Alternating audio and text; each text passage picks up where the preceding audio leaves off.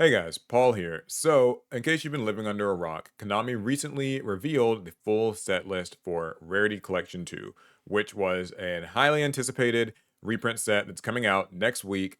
Now, players' responses to this were not super positive. In fact, very lukewarm, I would say.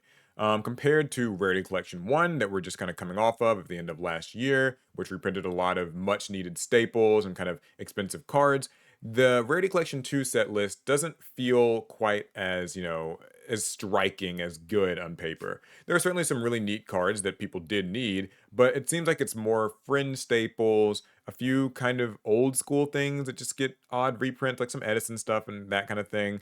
A few archetypes thrown in there, like, the primeval planets and the primitive planets and those sorts of cards, some pearly cards.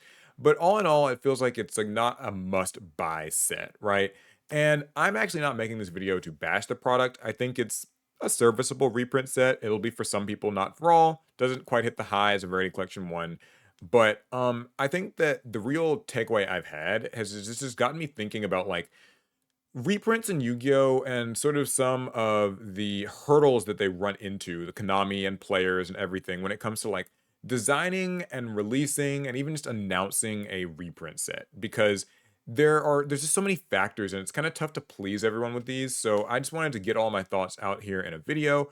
And you guys can weigh in with like how you feel about reprints, how they should be handled, how they are handled, what you like, what you don't like, maybe what could change, or if it's all totally fine and I'm just complaining again for the sake of another video. It could be anything, right? So, the first sort of thought that I had with Rarity Collection 2 was that I feel like it came really, really soon after Rarity Collection 1.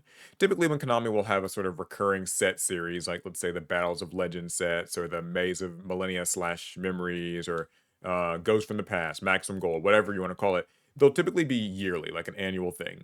And I thought that maybe that could be the case for Rarity Collection. Like when it got Rarity Collection 1, it was called RCO1, so it kind of suggested there'd be like a Rarity Collection 2. But Rarity Collection is a bit of a special case because it was reprinting just high value cards from the last really few years. Like the tins are kind of more based on just the previous year, but Rarity Collection was like a lot of stuff from just the last few years. And so it made me a little bit apprehensive when I saw Rarity Collection 2 because I was like, well, how much more like high dollar stuff can they really, squeeze into here? There are definitely some omissions that they didn't put in, like a lot of people think of Triple Tactics Thrust. I think that would have been a really great inclusion. Cashtera, Fenrir, Diviner of the Herald, Chaos Angel, obviously Trident Dragion, which we'll talk about him a bit more in a second. So they missed a few, but I mean, like I think that it served its job reasonably well. It's just that like I don't think that you can have a set like Rarity Collection really happen more than once a year. Really, probably like every other year would be better. So it seems like maybe Konami was hoping to cash in on some of the like just name recognition of the Rarity Collection set or something like that. I don't know, but so to get back to the point that I was making, I think that reprint sets obviously have a timetable with which they need to come out. The reprint cycle that we're mostly used to in Yu-Gi-Oh is that like a card usually will get reprinted in about a year after release. So if you think about some of the expensive cards in the game, usually it won't get reprinted for about a year. It could be longer, depends on like its proximity from the most recent tin, or if they decide to kind of throw it into some sort of like a reprint in like a legendary duelist set, or like the odd sort of one-off Maze of Millennia or the Battles of Legends. It can sort of be a different timeline, but it's usually at least about a year before you get reprints. And I also think that we've sort of seen a resurgence of reprints in general in the last few years, which surprisingly is something that a lot of games don't get. Like Yu-Gi-Oh gets more reprints than most games do. And I think that the crowding of reprint sets can introduce a bit of a problem. And it's sort of weird to say that it's a problem because I suppose the elephant in the room I should get out first of all is like reprints are a net good thing on paper, right? Like, if you think about reprints, you don't have to get a reprint if you already have the card. If you don't have the card, it's another opportunity to get them. I've always been a strong proponent of like I think cards should be reprinted pretty liberally. I think people should just be able to get the cards they need, and that's good and all.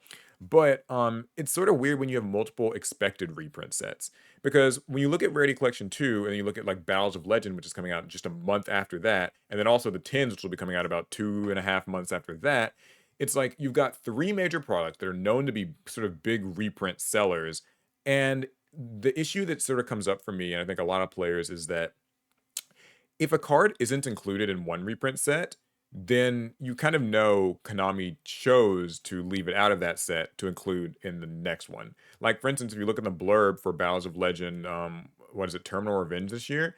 It's like, oh, and as usual, we're reprinting, tournament level cards so they can be like more accessible in the set, right? So it's like, well, if Kashtira Finver wasn't printed in here, then maybe it's in there, or Diviner the Herald, or Chaos Angel, or Triple Tactics Thrust again, or something like that. But then it's like if they're in Battles of Legend, then that's kind of like tacit omission from Rarity Collection 2. Like they knew that Rarity Collection 2 could have some reprints, but they'd have to save a few to kind of help sell Battles of Legend. But then it's like, well, now we know that it was on purpose. Or then, like, what about the tens? Trident Dragion recently got announced to be a reprint in the tens this year, the 10 of Dueling Mirrors. But I think a lot of people would have preferred if that was actually in Rarity Collection 2. Especially because Rarity Collection 2 already has some sort of Edison era, Synchro era stuff in it, the Raikou and the Mega Hamster and TG Hyper Librarian and stuff's in there. So Trident Dragon would have probably been a really good fit for Rarity Collection 2. And it also would have been more timely since the Tenpai deck just came out the month before. And like now it's like a way to get your Trident Dragon and play with it and be happy. And now we're not getting that reprint until after like Nats season, kind of the big summer competitive Yu-Gi-Oh thing. So it's like when you get the announcement that Trident Dragon is going to be in these upcoming tens, it's like, so you guys kind of left it out of like a Battles of Legends set or Rarity Collection set just because we have to sort of prorate the different cards among different products so each product can have some degree of appeal. And I'm not sure where I stand on stuff like that. Like I kind of find myself not really liking it because I think that it's, I don't want to say something like scummy, that's a strong word, but it's definitely like, keeping you on the hook, right? Like we got to give you some reasons to buy a Rarity Collection, but you can't reprint everything you want. We got to still kind of sell this next thing, and then we got to still sell this next thing. And obviously, that's not like it's a little more complicated than that. Like obviously, like we know the tins are supposed to kind of reprint stuff from like the past year, year and a half. But it's like Trident Dragion's not a card from the past year, year and a half. It's a card from like 10 plus like 12 years ago or something. So 14 years ago? Jesus, it's an old card. But yeah, it's like they're kind of breaking the established rule. I know it's not like a hard set rule, but like kind of the established expectation of like a 10 by putting a card in there that they could have put in an earlier set. And you know that they chose to put it in there because it's like that will help sell a product that might otherwise be difficult to get. It's really complicated. Okay. Next point I wanted to make about reprints is that I think reprint sets are cool, but one issue that can arise with them as well is when reprint sets are a little bit too big. So this is not so much an issue with the Rarity Collection sets. I think that Rarity Collection 1 had a really, I'd say about a perfect set size of 80 cards, pretty cool. And so does Rarity Collection 2. Great, not an issue. The thing is though, this year's tins, the 10 of Dueling Mirrors, are going to have, I believe, like over 400 cards in the set, which is insane because like that sounds cool. Like, whoa, there's over 400 cards. But what that actually kind of means is that when you buy a 10 and you get your 3 mega packs or whatever, and they have like however many cards each, like 17, 18 cards each, you're just gonna get a completely like just random pool of stuff. Like if you bought packs of Rarity Collection, there was a nice bit of consistency in what you could expect to pull. You'll always get kind of a good card or two in every pack, and it felt really satisfying to open like even just an individual pack and certainly like a box.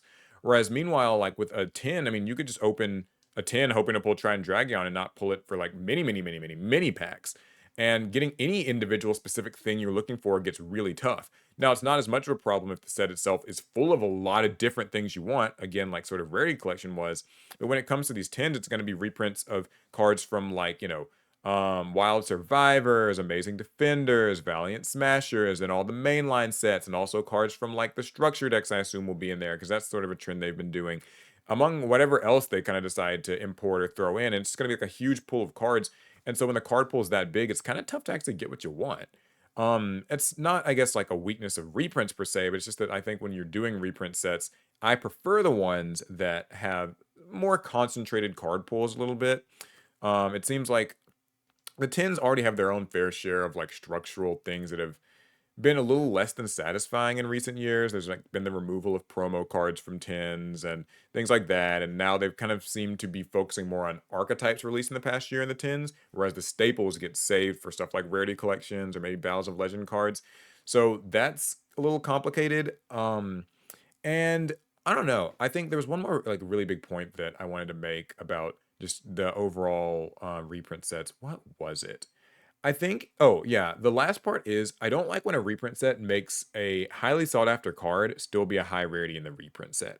So an example of this is Maze of Millennia from this year. Obviously introduced some cool stuff, bonfire, transaction rollback, great. But the reprint of Triple Tactics Thrust was in there, but it was still an ultra rare and quite a hard one to pull since like Maze of Millennia kind of had that tougher pull ratio where you could only get like 3 ultras per box or something, and it's a little stingy about that. And so it's like Triple Tactics Thrust was a secret to begin with and quite hard to get and expensive. If you're going to reprint it, I think that the reprint needs to be like an accessible reprint. Like there's to me, it sort of defeats the purpose if you have to like if pulling the reprint is like really hard still. Like I mean that's it's one thing if it's like an ulti and an OTS pack, like that's different obviously. But like I'm talking about the selling point is sort of that you can get this triple tactics thrust, but you just kind of won't really get it. Like it should have maybe been like a super in that set and replace the ultra slot with some other new card in there. At least that's my opinion. Now, I'm more than willing to admit that I'm not working at Konami. I'm not designing these sets. I do not know, the specifics. I'm sure that they have their reasons for why they do a lot of these things. And also, at the end of the day, like they still have to sell these products, right? Like you can't just throw everything in Rarity Collection 2 because you do need to, in some way, incentivize people to buy the next thing and the next thing and the next thing. That's the business model. We can't forget that. At the end of the day, like this business model has to go on. But I do think that like when designing the reprint sets, it just does suck when there's kind of a glaring omission or it feels like there's like this weird filler that gets included. Like, are we really looking for MST to be in our rarity collection sets? Like, I don't know. So, yeah, those are just some different thoughts I had on Yu-Gi-Oh! Reprint sets, and I wanted to share them and then hear what people also have to say about it. I want to reiterate too that again, reprint sets are at the end of the day like a net win. Like there are more copies of this card available, so it's easy to just get super cynical about it and just say like they all suck. If it's not like if I don't get an SP Little Knight in every single pack, then it's a terrible reprint set. I get it, right? But I do think that there can be like some small improvements here and there, and I still am glad that Konami is taking the more mass reprint approach. And I do also want to commend them for doing the mixed rarity thing, like with the rarity collections where you can get the card, every card in the set comes in every rarity. I think that's good. Like there's still good stuff to be said, but I do think that these are some things that sometimes irk me. And I just wondered if they irked anybody else. Okay, cool. This is a longer video than usual, so I guess I'll end it here. What do you think of reprints? What could be improved or changed? Or are you like satisfied with it? I have a I'm known to kind of like bitch and moan a little bit on here, so maybe I'm just making mountains out of molehills. And will you be buying Rarity Collection 2? Will you be saving your money more so and like holding out for info and Battles of Legend or the tins or whatever? Cool. Okay, well, I will see you guys in the next one. Fast turn.